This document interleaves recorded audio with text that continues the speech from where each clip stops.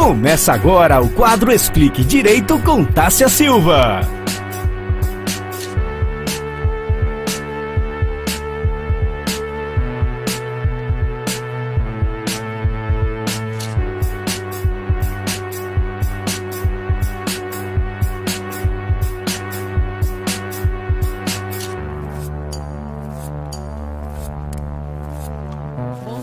Muito bom dia, aqueles bastidores que a gente adora. Estamos aqui, mais um encontro marcado toda sexta-feira com o Explique Direito.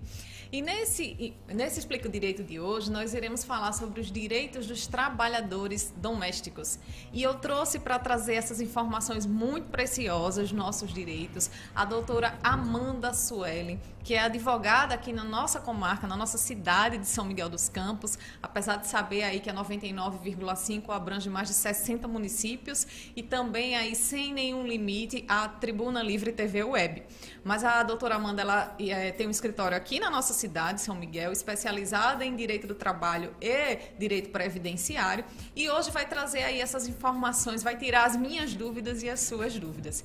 Isso porque o dia 2 de abril, ele é um marco para o emprego doméstico, que foi quando foi promulgada a emenda constitucional número 72, mais conhecida como PEC das Domésticas. Foi esse nome que ganhou a mídia. E neste ano, a PEC completou 8 anos de existência. Então, com essa conquista, os trabalhadores domésticos adquiriram muitos direitos que antes eram apenas dos demais trabalhadores, mas que ainda precisa ser muito divulgado, para que tanto esses trabalhadores conheçam os seus direitos e comece a exigi-los, né, como também os próprios empregadores, ou seja, aquelas pessoas que contratam, que têm aí esses funcionários dentro dos seus lares, etc., como a gente vai aprender agora. Então, recebo aqui nos estúdios do Tribuna Livre, no quadro Explique Direito, a doutora Amanda Sueli. Doutora, eu já queria começar tirando uma dúvida minha e com certeza de muitos nossos ouvintes e telespectadores. Quem se enquadra nessa categoria de trabalhador doméstico? Bom dia. Bom dia. Primeiramente, bom dia, doutora Tássia. Bom dia a todos os ouvintes. É um prazer imenso estar aqui hoje, principalmente falando de um tema que, de fato, é tão importante para que todos tenham conhecimento acerca desse tema, né, sobre empregado doméstico. Empregado doméstico configura como todas as pessoas que trabalham para uma pessoa física em regime de economia familiar, em regime familiar, em residência mesmo, entende? Então, não tem nenhum fim lucrativo. Então, se aquele tipo de trabalho ele tiver alguma finalidade lucrativa, já não configura. Então, encaixam aí, por exemplo, faxineiras, cozinheiras, babás, motoristas, jardineiros, todas essas categorias que realmente não têm esses fins lucrativos. Inclusive, me recordo de um posicionamento de uma professora na faculdade, na época da faculdade, que ela falou exatamente sobre isso, em que ela deu o seguinte exemplo. Se aquela empregada doméstica trabalha ali para aquela família e ela é cozinheira e, de repente, a patroa dela, vamos dizer assim, resolve fazer bolos para vender e chama essa empregada doméstica para trabalhar com ela, já não configura mais o empregado doméstico, porque ali já está tendo um fim lucrativo. Entendi. Então, de fato, essa é a configuração. E tem que ter, no mínimo, 3 dias de trabalho por semana. Se tiver até 2 dias de trabalho, já não configura, porque aí entra na situação de diarista. Ah, entendi. Então, deixa eu só ver para deixar ainda mais claro. Então, na verdade, quando tem ali um fim lucrativo, já não é mais considerado um trabalhador doméstico, um empregado doméstico. Esse trabalho tem que ser exercido para aquelas pessoas que são daquela família dentro daquela casa. E aí a senhora já entrou na minha próxima pergunta, que é uma dúvida de todo mundo. Qual seria justamente essa diferença entre o empregado doméstico e aquele que é chamado de diarista, aquela pessoa que é chamada de diarista? Exatamente essa situação da quantidade de dias trabalhados durante a semana. Se trabalha até 2 dias na semana, configura como diarista. Já não entra nessa configuração de empregado doméstico. Mas a partir de 3 dias por semana, já entra assim nessa configuração. De empregado doméstico, De empregado passa a ser então doméstico. empregado doméstico. Então, muito cuidado, você que tem aquele diarista, que é um diarista que vai 4 vezes na sua casa, a jurisprudência, não é isso, doutor? Os tribunais têm entendido já como não mais diarista, mas como empregado doméstico. E aí, sendo considerado empregado doméstico, quais os direitos que esse trabalhador tem? A Lei Complementar número 150 de 2015, ela trouxe exatamente os mesmos direitos que todos os trabalhadores, vamos dizer assim, comuns, já tinham. Então, para fins rescisórios, aviso prévio, 13º, férias proporcionais também, a anotação da carteira, contribuições previdenciárias, também no sentido de horas extras trabalhadas, né? A mesma configuração, vamos dizer assim, o que caracteriza um trabalhador comum, o trabalhador doméstico também se enquadra nesses mesmos direitos. Então, assim, foi uma conquista realmente muito grande para essa classe trabalhadora, que era esquecida aí pela nossa legislação e que precisava buscar junto aos tribunais o reconhecimento dos seus direitos trabalhistas. E tem um desses direitos que eu não ouvi a doutora Amanda mencionando e que eu queria saber se é direito do empregado doméstico, que é o vale-transporte. Se o empregador tem que dar como um pagamento extra esse vale-transporte, ou se não, o empregado ele tem que tirar ali do seu salário e, vamos dizer assim, dar um jeito de chegar no trabalho. O vale-transporte já é uma situação um pouco mais específica, exatamente porque se aquele empregado doméstico ele precisa se deslocar até a residência que ele vai trabalhar com transporte público, então ele precisa sim de uma ajuda de custo para poder ir realizar suas atividades. O empregador, ele faz o pagamento de 6% sobre o salário dos valores a título de vale-transporte, mas esse pagamento não é feito em mãos. Ele faz em vales. A gente tem, né, nas cidades o valezinho lá dos centros de transporte mesmo. Então, isso é feito por vale. Por que não pode ser feito em valores, em dinheiro? Porque isso pode configurar algum outro tipo de pagamento, entende? E isso pode ser como se fosse um tipo de fraude pelo empregador. Entendi. Então, se eu recebo em dinheiro, eu trabalho na casa da doutora Amanda, por exemplo, se eu recebo esse vale-transporte em dinheiro, eu posso ir a pé para o trabalho, por exemplo, e pegar esse vale-transporte e comprar alguma outra coisa. Exatamente. Isso não pode acontecer, é isso, doutora? Isso, Entendi. isso. Então, por isso que é feito em forma de vales de 6%. Para que o fim dele realmente seja atingido, que Somente é o do para transporte, deslocamento. né? Exatamente. Entendi, perfeito. Doutora, o cuidador de pessoa idosa também se enquadra aí nessa categoria de trabalhador doméstico. E eu queria saber da senhora se pode haver esse turno de revezamento, porque a gente sabe que o idoso ele não pode, em determinadas situações, ficar sozinho nem por um minuto, como se fosse uma criança realmente. Muita gente diz que os idosos voltam a ser crianças. Precisa de alguém ali acompanhando ele todo momento. Então, se aplica também esse turno de revezamento. É considerado trabalhador doméstico, cuidador de idoso?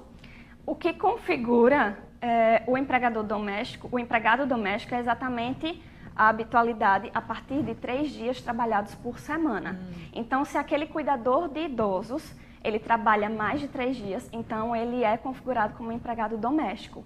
Inclusive, já tem decisões de tribunais, de tribunais do trabalho, especificando que se aquele cuidador de idosos, mesmo que ele tenha um curso técnico de enfermagem, e se ele está ali somente para cuidar do idoso e tem essa habitualidade, a partir de 3 dias por semana, ele se configura assim como um empregado doméstico. E sobre essa questão de turno de revezamento, a lei complementar ela permite esse turno de revezamento, permite inclusive a jornada de trabalho 12 por 36, ou seja, trabalha 12 horas, folga 36. Então, permite sim, mas, como eu disse, configura o empregado doméstico, se for a partir de 3 dias na semana.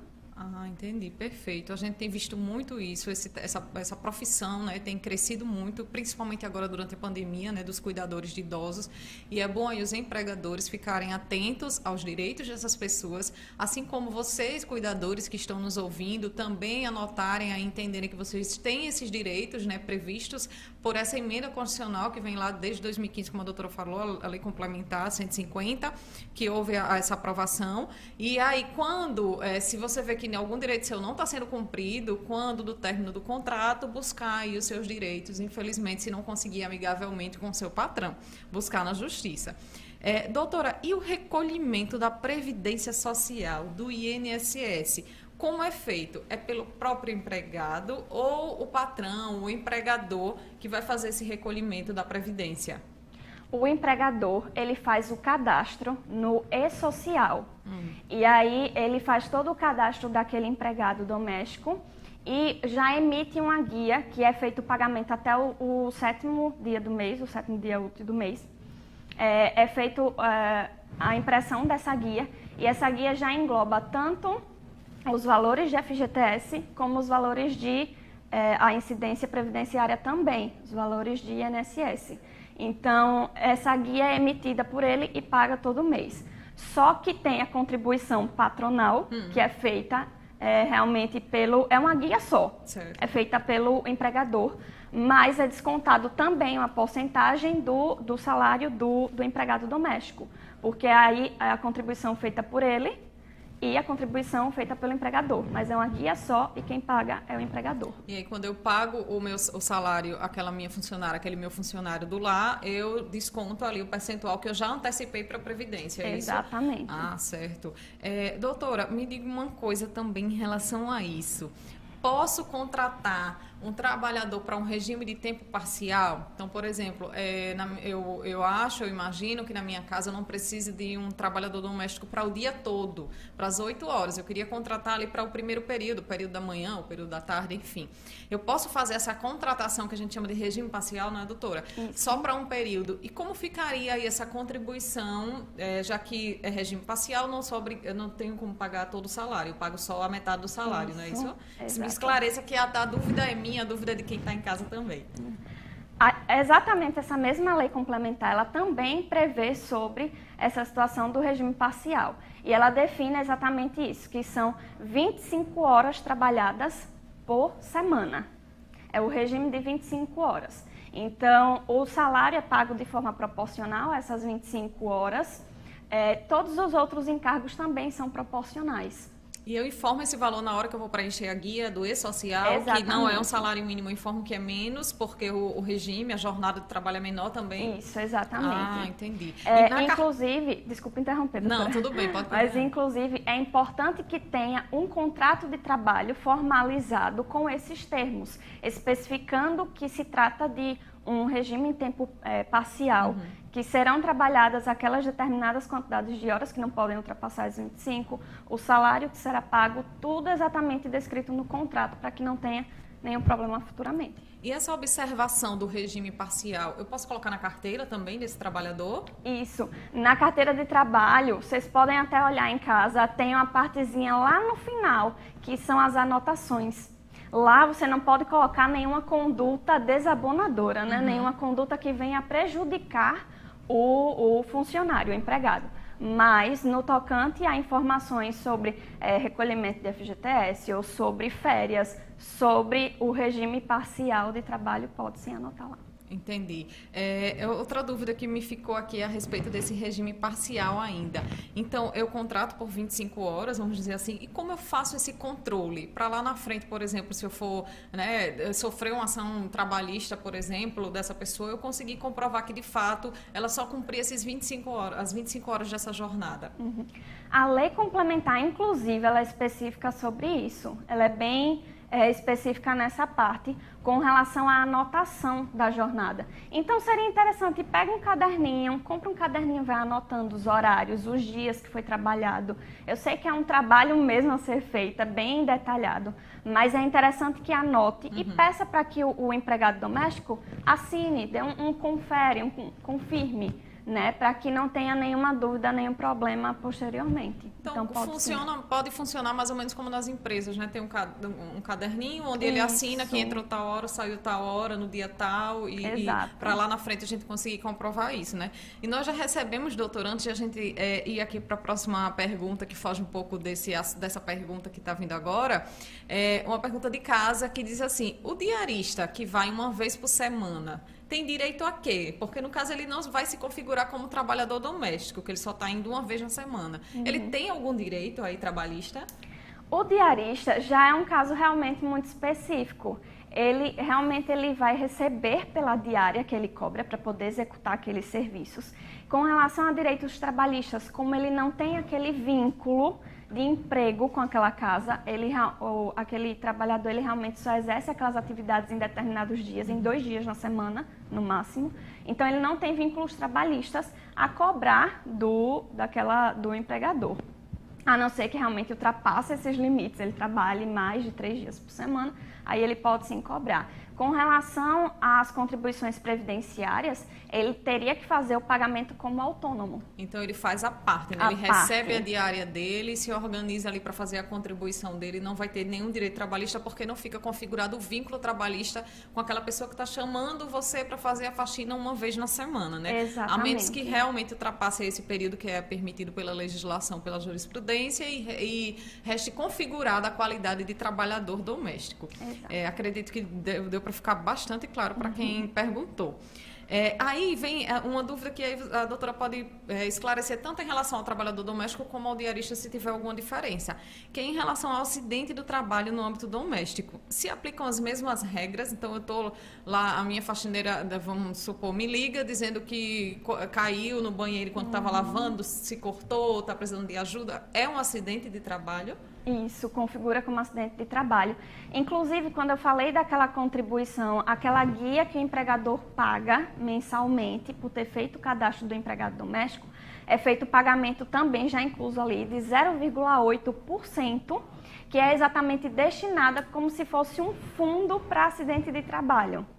Então, se acontecer qualquer uma dessas situações, o empregador ele tem que informar a Previdência Social que ocorreu aquele acidente doméstico, né, o acidente durante o trabalho doméstico, ele tem que informar, inclusive fazer a abertura da CAT, que é a comunicação de acidente de trabalho, e dependendo dos dias em que aquele trabalhador precisar ficar afastado por conta da sua incapacidade temporária, os primeiros 15 dias de afastamento, o empregador, ele arca com aquela responsabilidade de fazer o pagamento do salário. A partir do 16º dia de afastamento, já é o INSS que vem com o auxílio por incapacidade temporária. Perfeito. E antes era auxílio doença, agora se chama de auxílio por incapacidade temporária. E essa é justamente a minha próxima e última pergunta, já para a gente encerrar, que felizmente o nosso tempo de programa é muito curto, senão a gente passaria a manhã toda aqui falando a respeito disso, que as dúvidas são muitas. O empregado doméstico, ele também tem direito a auxílio por incapacidade temporária, mas que todo mundo ainda conhece como auxílio doença, licença maternidade, né? Ou tem gente que também conhece por salário maternidade, tem direito a todos aqueles benefícios previdenciários? Isso, todos. A partir do momento em que o empregado doméstico tem a carteira de trabalho assinada, tem o registro feito no E-Social pelo empregador, ele já começa a partir de então a fazer os pagamentos das contribuições previdenciárias. E o INSS já cobre por todas essas situações que forem necessárias, tanto auxílio doença, né? Como aposentadoria por idade, aposentadoria por invalidez, tudo o que for necessário, de fato o INSS vai cobrir. Eu gosto muito de explicar, de comparar o INSS como um seguro de um carro. Quando a gente faz os pagamentos, a gente está ali coberto. Então, se acontecer qualquer coisa com o nosso carro, o seguro vai cobrir. Perfeito. O INSS é da mesma forma. Quando a gente faz os pagamentos corretos, o INSS está ali fazendo uma cobertura para o que precisar, para qualquer tipo de evento. Gosto também de especificar, não sei se ainda temos tempo. Sim, pode falar, ainda temos tempo. A produção ainda não nos expulsou. Gosto também de explicar que o trabalhador doméstico ele tem direito a essa situação de se é um cuidador de idoso, que ele trabalha a partir das 10 horas da noite até as 5 da manhã. Tem direito ao adicional noturno. Ele tem direito à hora extra, ele tem direito aos repousos remunerados como folga, feriados, domingos, as folgas preferencialmente aos domingos. Então, realmente, essa lei complementar acarretou muitos direitos para os empregados domésticos que até então eles de fato não tinham, né? Até então não tinha essa segurança para eles. Doutora, uma última pergunta para a gente finalizar o nosso tema de hoje. Vou conceder as férias à minha empregada. Ela disse, não quero passar 30 dias em casa. Eu posso comprar as férias dela como acontece também para todos os demais trabalhadores? Pode ter? Sim, sim. Pode, tem os períodos em que podem haver esse retorno, vamos dizer assim. Ela continua trabalhando aqueles determinados dias e você paga esse valor por esses dias que ela está lá trabalhando. Pode sim. Os mesmos direitos, os mesmos. A única coisa que realmente não tem direito é a multa rescisória, a multa do FGTS, a multa de 40%. Mas, quando faz aquele pagamento para o INSS, aquela contribuição, aquela guia que paga todo mês, além disso é feito o pagamento de 3,2%. Que é exatamente compensando essa multa rescisória. Então, além do depósito do FGTS, tem esse percentual a mais, que é o diferencial dos trabalhadores domésticos. No caso, eu não preciso pagar a multa rescisória, mas ele já está lá incluído mais ou menos naquela guia do E-Social. Exatamente. Recebemos aqui no programa Explique Direito dessa sexta-feira a doutora Amanda Sueli, com o tema Direitos dos Trabalhadores Domésticos, que foi muito esclarecedora a entrevista. Doutora, eu gostaria de agradecer demais em nome do programa Tribuna Livre, em nome de toda a sociedade, porque realmente é um programa que a gente tenta ao máximo trazer informações e aquele meu meme que está virando que informação é poder. A partir do momento que a gente tem o conhecimento, a gente começa, dos nossos direitos, a gente começa a exigir o cumprimento desses direitos. Então, doutora, eu agradeço mais uma vez a sua presença aqui. Eu que agradeço a oportunidade, eu que agradeço o convite. Estou à disposição sempre que for necessário, que precisar esclarecer mais algum assunto. E sou muito grata à doutora Tássia, Álvaro, pela oportunidade. Muito obrigada. Eu vou chamar o intervalo agora. O próximo bloco, o Álvaro Guimarães já toma posse aqui da sua tribuna. Intervalo.